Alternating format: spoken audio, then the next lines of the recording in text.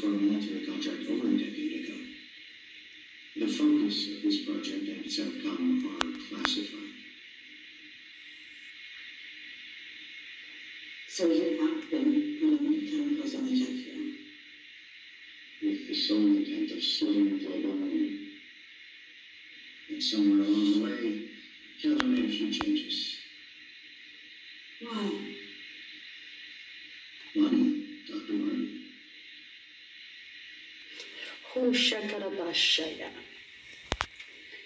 So here I am thinking, oh, just watch this movie in a cruisy time.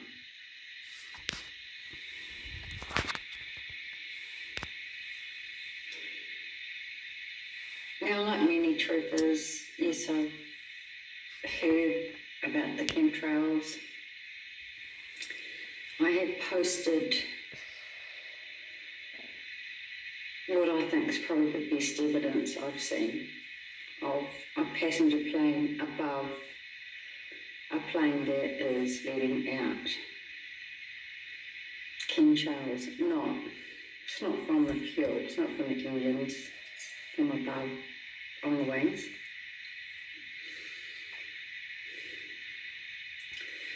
Do I believe anything I see? Do I believe anything I hear?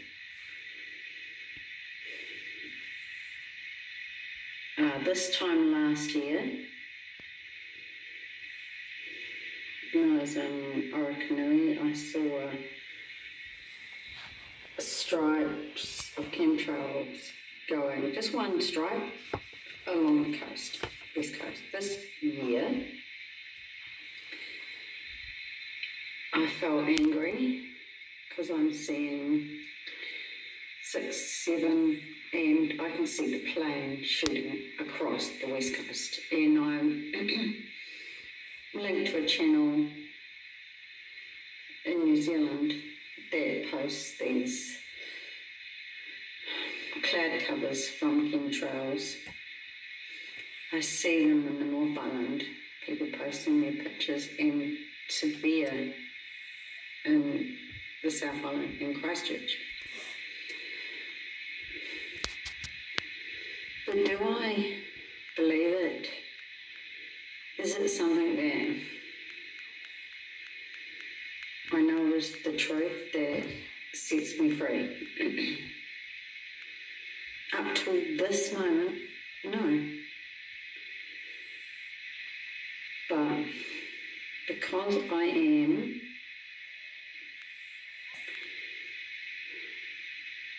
spirit-filled in the temple, the Holy Ghost, I know, because the Holy Spirit fell on me in that last 30 seconds that I just played. So this is what's happening, folks, and Jesus Christ has shown me, and I know, and he will not accept any more bullshit from anyone.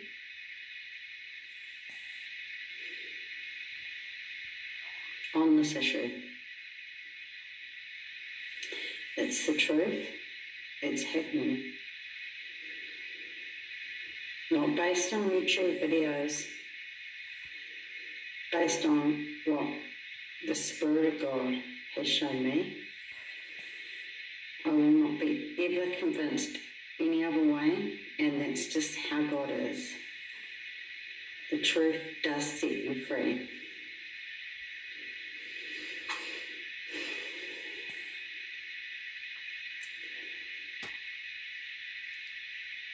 So I move one step closer.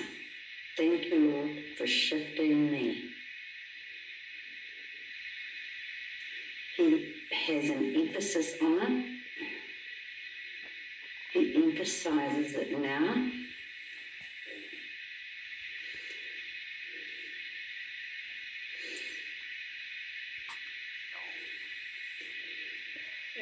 It's an act of war. It's the red horse.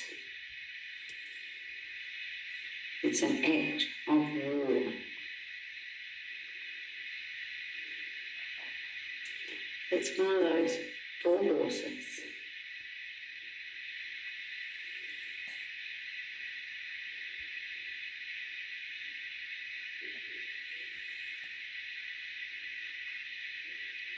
It's not a plague, it's warfare.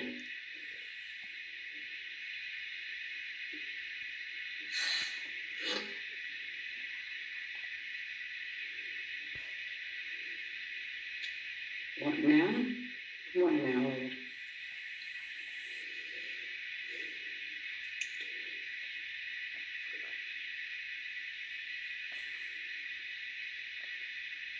You know what the Lord just said? He said, I will decide what to do from here.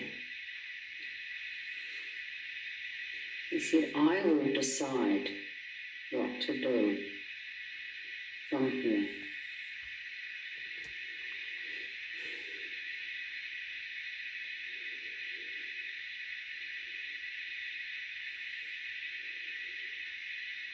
Who decides? He decides.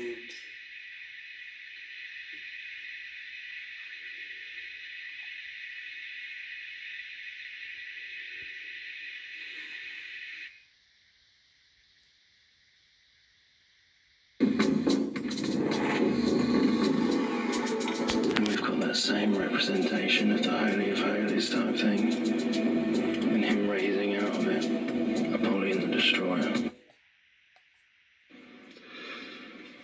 Foremost among those who were called to lead the church from the darkness of popery into the light of a purer faith stood Martin Luther. And this is what people believe, but Martin Luther himself. Yeah, sorry that was...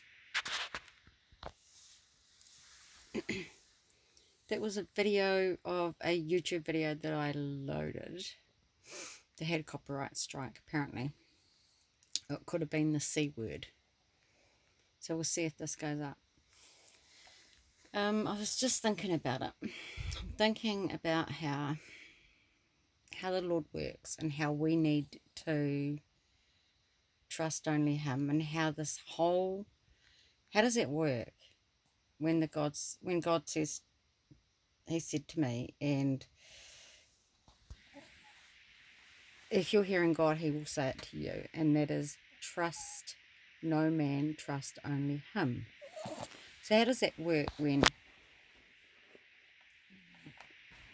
there's a lot of good evidence for the topic that I'm uploading now?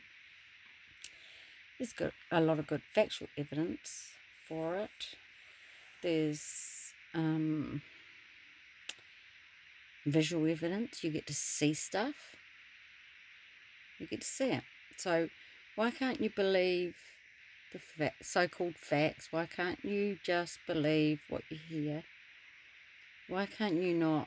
Why can't we just rely on our own understanding and believe what we see with our own eyes?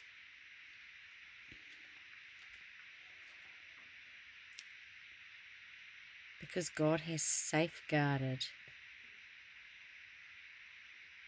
His elect. His elect know that they cannot believe what they see, because the deception will be that strong, and they cannot rely on their own understanding, because the scriptures tell us not to.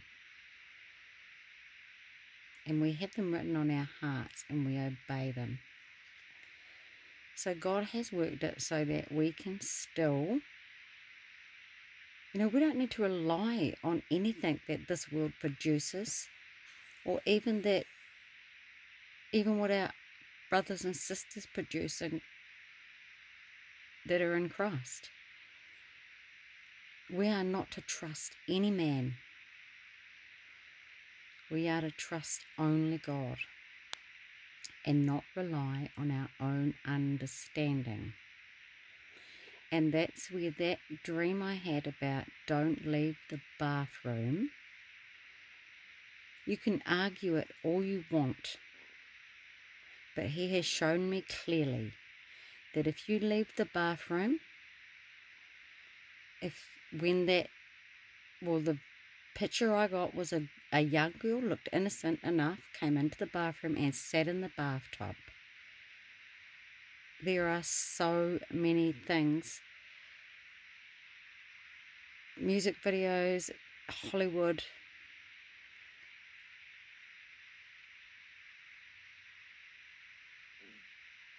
Metaphorical pictures. People are always saying bloodbath, bloodbath. It's in the bathtub. It comes into the bathtub. And it looks sweet and innocent. And you follow it out. Don't leave the bathroom. In the kitchen, the women are there gossiping, standing around. They are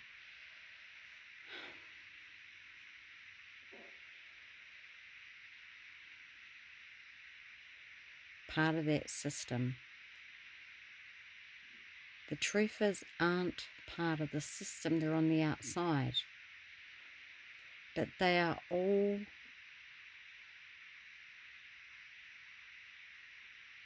deceived when they leave the bathroom.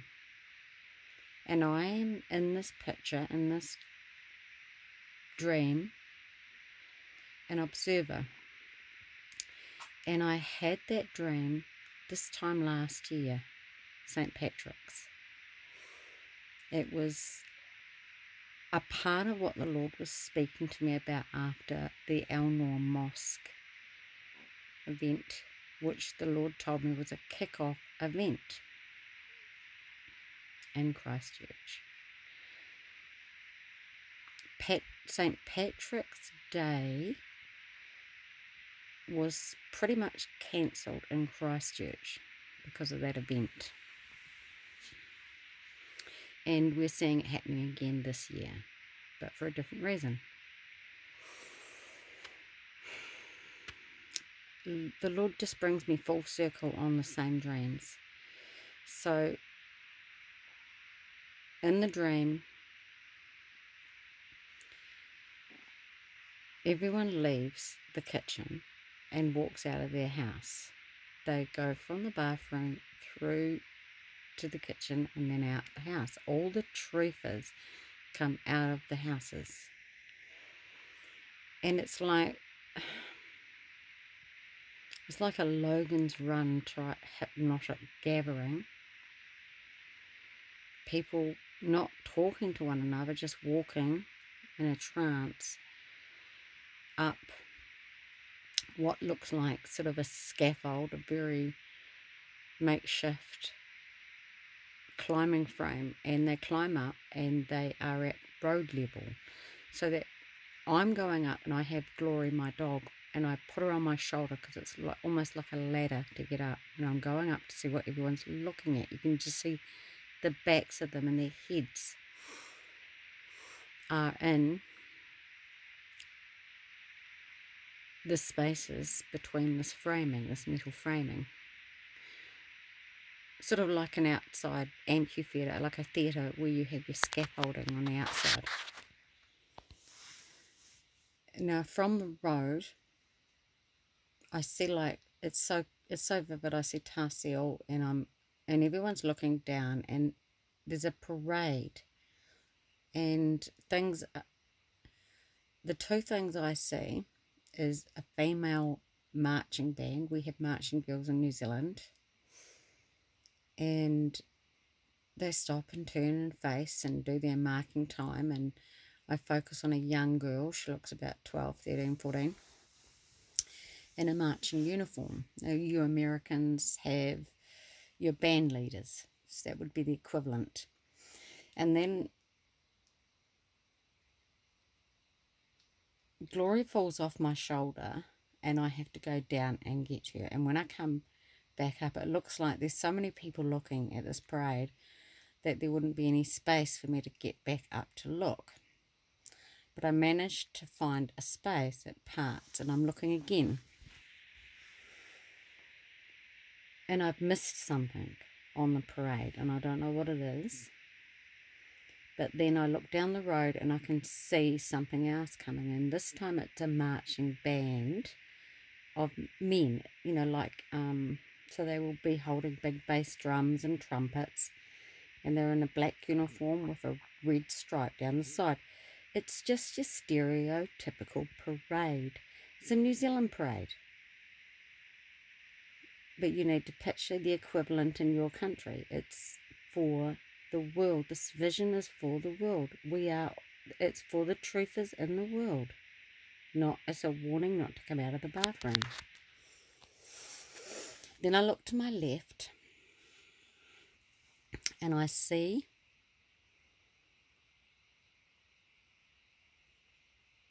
a youngish girl, probably in her mid-20s. Now she's dressed in sort of like Amish, or like a Mennonite. If you Google the clothes that a Mennonite wears, they're in a female dress goes up to the neck, very chaste. And I recognise her as the church, someone I knew in a church. And I have so much love, and I feel like I've recognised someone. And she's calling me down what now appear to be like steps, like in a scaffold, like down the side of a stadium. And I'm coming down the steps, and she meets me a couple of steps up, and I grab her and I hug her so tight. I lift her off the ground. There's a type of deception in it, because I think I'm holding someone sweet. But behind her is someone who's not so sweet, who's in the same get-up. This woman looks mean. But the thing is, they're both the mean. They're both recruits, and they are ushering us all down now, these stairs. And then we all follow. They're like ushers into an area where it's all backed up by native bush. So it's the New Zealand landscape. It's our native bush here, but you have your own landscape.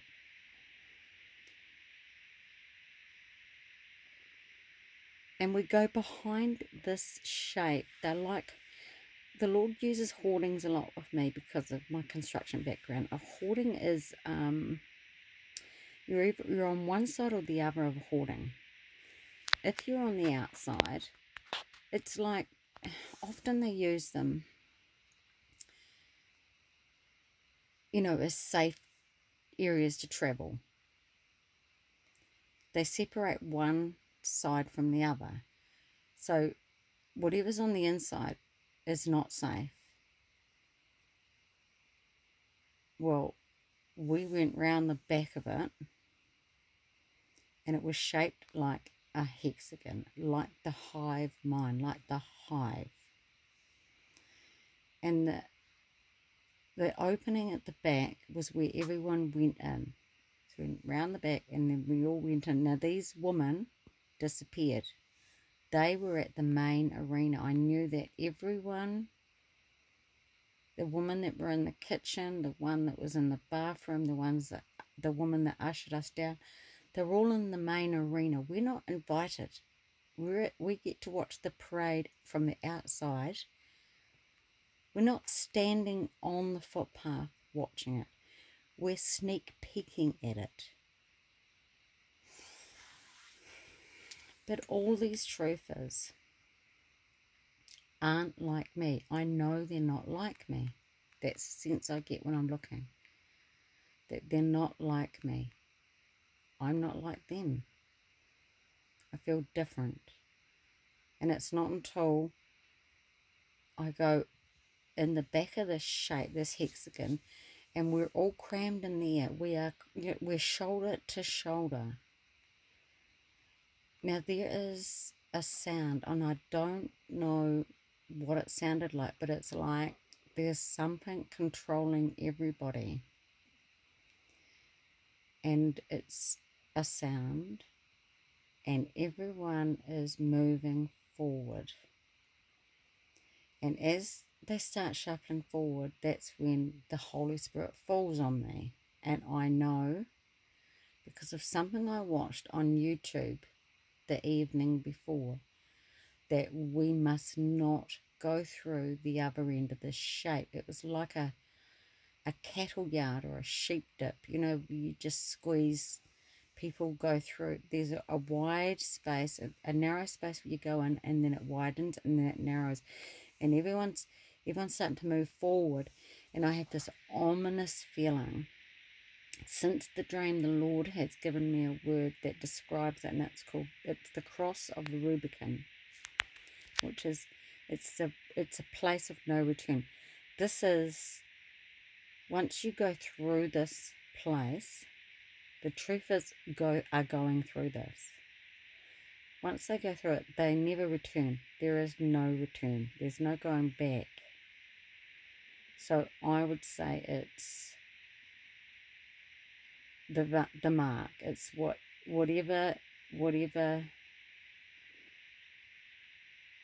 we are warned against in Revelations is on the other side of that. And I start telling people, no, don't go through, don't go through. But, you know, they look at me, they glance at me, but they just ignore me, and they just keep going. They keep moving, they keep moving. Now, this was exactly a year ago that I had this dream, and it stopped. The sound stopped, and everyone seemed to just shake themselves out of whatever trance they were in.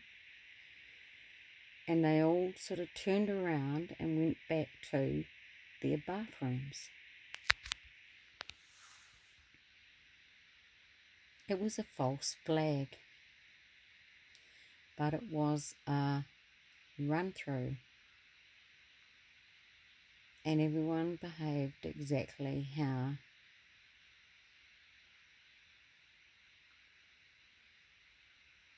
they planned. They planned it. And everyone behaved exactly how they had planned. It was a huge success, and the Elnor Mosque event was like that. The response. So some people have said that this virus is like just a run through. I don't know how many run throughs we're going to have. And I do think that we need to seek the Lord on how we are responding.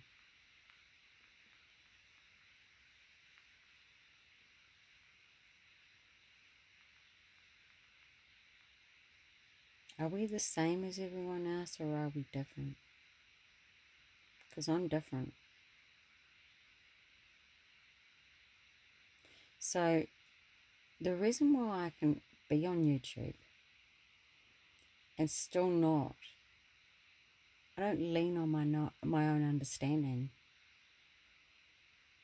There is a way you can do it, but there's a way that seems right to man, but it's not. You've got to flip it, and the key is to trust only God. So you'll notice the theme from my YouTube videos that I'm only sure of what God has said. I'm not sure of anything else, and that's the way we walk. That's the way we walk, and that's how we stay in the bathroom. We're in the world, but not of the world. You understand? That's how we can be in the world, but not of the world. Well, let's hope that this loads.